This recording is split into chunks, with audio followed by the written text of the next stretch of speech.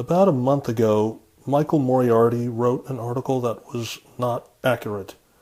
I had sent him an email informing him of the inaccuracies, but as of this recording, he has not corrected the article. I had debated whether or not to do this video. This channel was originally intended to be what was essentially a fan site where I reviewed old episodes of Law and Order. If I ever get around to finally doing those episode reviews, I will eventually have to deal with this, so here I am doing this video. I don't know how many people actually care about this, and I am quite possibly the only person here on YouTube that is going to do a video on Michael Moriarty and who also reads his articles on Enter Stage Right regularly. Prior to this article, Michael Moriarty had taken a break from his usual political rants to talk about film. In one of his articles, he expressed his admiration for Diane Keaton, and in another, he discussed one of his films, which I have not seen, called Shoot It Black, Shoot It Blue. The last time I remember him talking about his work was quite a while ago. It was back before his episode of Masters of Horror aired. He turned a discussion of all his Larry Cohen films into a political rant.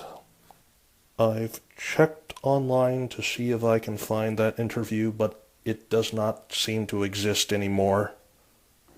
In his most recent discussions on film, it was actually a pretty interesting read, as this time he does not turn them into political rants. I'll read an excerpt from one of the articles. This is the one regarding his film, Shoot It Black, Shoot It Blue. Having taken the role while still admiring the far left's intellectuals and their very French friends, their labels of fascism and fascist for almost all of authority, except, of course, for notably devout socialists. I was a knee-jerk graduate of the Ivy League's white and America-hating devotees of serious film. Despite my present conservative loyalties and the distance that now exists between the young actor in his 30s and this cantankerous old retiree in his mid-70s, I still find Shoot It Black, Shoot It Blue a fascinating film and a most telling record of American artistry in the 70s. After that short break from his usual articles, Michael Moriarty went back to political commentary. To start things off, I want to say that I am not a conspiracy theorist. I do not agree with Michael Moriarty when he talks about the Rhino Bush family, the progressive New World Order, the Fourth Reich, and the conspiracy behind the Bush, Clinton, Bush, and Barack Hussein Obama presidencies. And calling Obama Barack Hussein Obama is his words, not mine. I do not have a problem with conspiracy theorists. I just do not agree with them. I mainly read Michael Moriarty's articles out of affinity, as I had grown up watching him on Law and Order. I do not make fun of Michael Moriarty for his conspiracy theories. Some people do, and they call him crazy because of the conspiracy theories. According to the Law and Order unofficial companion, the man has had a history of mental illness, and he also used to be an alcoholic, so I don't find it proper to mock him. Now that that's out of the way, in his article, American Traitors Crying Treason, Michael Moriarty talks about the time in which he started laughing uncontrollably during filming of an episode of Law and Order from his last season on the series. From his article, Moriarty says, "I am, however, grateful to Wikipedia for crafting a new biography for me that now mentions my trade magazine advertisements and the now surprising plug for my book, The Gift of Stern Angels, in which I write at length about my departure from Law and Order.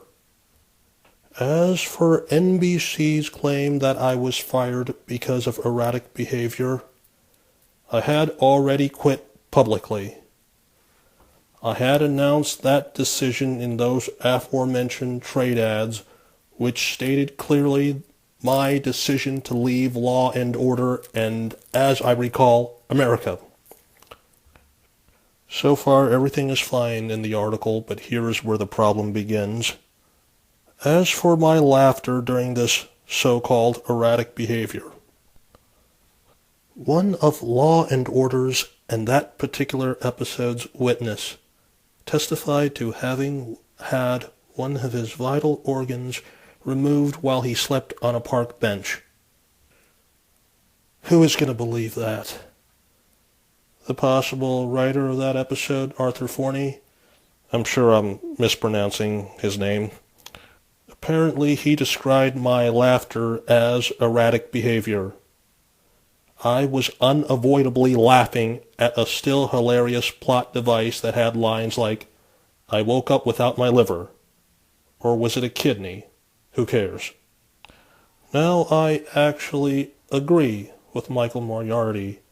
The plot of that particular episode, Sonata for a Solo Organ, and some of the dialogue is a little goofy.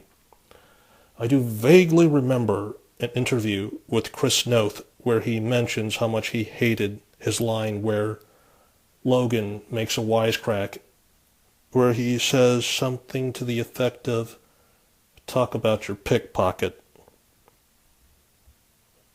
Despite that, I felt the cast really carried the material and brought some gravitas to a somewhat goofy plot. Moriarty himself has a great scene with the daughter who receives the stolen liver. The problem with the article was that Michael Moriarty was describing a Season 1 episode entitled Sonata for a Solo Organ. The episode Forney was describing is a Season 4 episode called Breeder. Sonata for a Solo Organ was about organ thieves. Breeder was about an adoption scam. Here are the relevant portions of Law and Order, the unofficial companion, which Michael Moriarty unfortunately declined to be interviewed for. He, Michael Moriarty, actually lost his job by resigning in January 1994. This action followed some troubling behavior at work while shooting episode 79, Breeder. About a week after meeting with Reno at the courthouse one day, he became manic, recalls sound mixer David Platt. His wife was called to take him home. The writers quickly rewrote episode 83, Mayhem, to give him time in case he needed to get himself back together. The director of this latter episode, Arthur Forney, and this is most likely a typo as Arthur Forney directed the former episode, Breeder, not Mayhem. Forney says that Michael was walking around talking to himself. Then, in a courtroom scene, when he came up to question the witness, he was laughing at one of his own lines.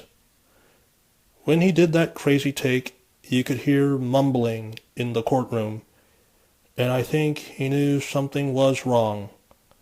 I don't know if he was off his medication or what, but something clearly was wrong. Forney tried to discuss the situation with Moriarty. All of a sudden, I looked in Michael's eyes, and it looked like no one was home. He remembers, adding that Moriarty's wife said she had to take him to the doctor right away. Michael Moriarty also mentions his Wikipedia page's unsourced claim that he threatened to sue Janet Reno, which he denies. I just wanted to clarify that the source for that story was Dick Wolf himself. I'm not going to talk about how he left the series. I do not know if there are any inaccuracies from either source, but from what I've read, the two of them seem to line up with each other. Though I might talk about it at some later date, should I ever decide to talk about Michael Moriarty's time on Law and Order in more detail.